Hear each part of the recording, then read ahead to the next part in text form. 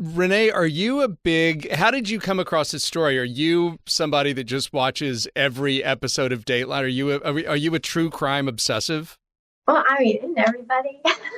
I mean, are you alive? Yes. Right. Yeah, well, at the end of a filming day or something, you kind of don't have the attention span to pick up your book or whatever it is. You want to find something, that you can kind of unwind when you're going to sleep or something. But this one, I was sent for research by my partner at the Big Picture Company, our production company, by my partner, Carmela Casanelli. She's digging around for podcasts that we might find interesting to produce as, television shows. And she sent it to me, and I listened to it on a road trip up to UC Davis, the veterinarian hospital up near San Francisco, because Chester needed his hip replaced. so we're gonna come back to that one in a second, but go ahead. Okay.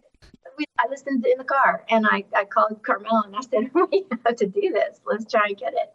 Fascinating. It seemed so important, it seemed really relevant right now about a bunch of, social topics that we're all sort of grappling with at the moment about confirmation bias and personal bias and how sure we are about our own perception of things. How we treat each other based on, our differing opinions and our own personal certitude.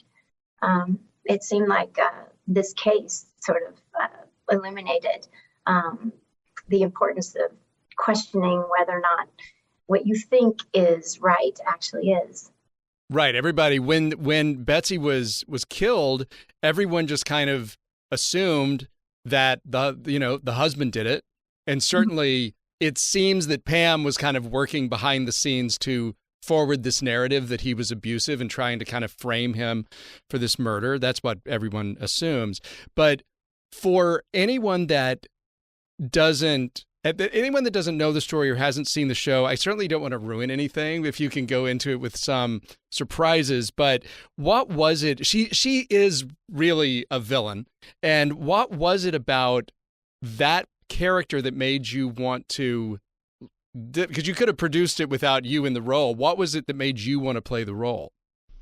I guess I didn't really think of it as so much as a role as sort of a little bit of a dynamic investigation. I was just curious to better understand this kind of human behavior, this kind of personality, I suppose. It's sort of an exploration into what might make a person who makes certain choices tick.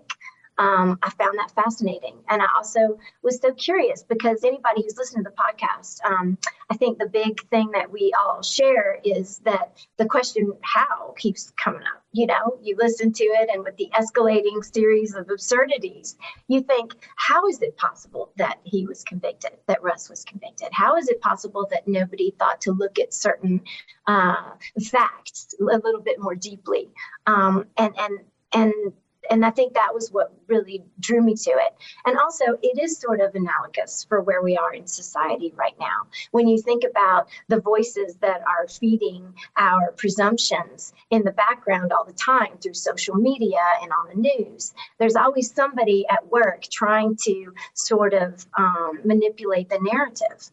And it's working, much as with Pam, who was sharing what everybody believed to be substantiated information, which became, the driving force behind the investigation.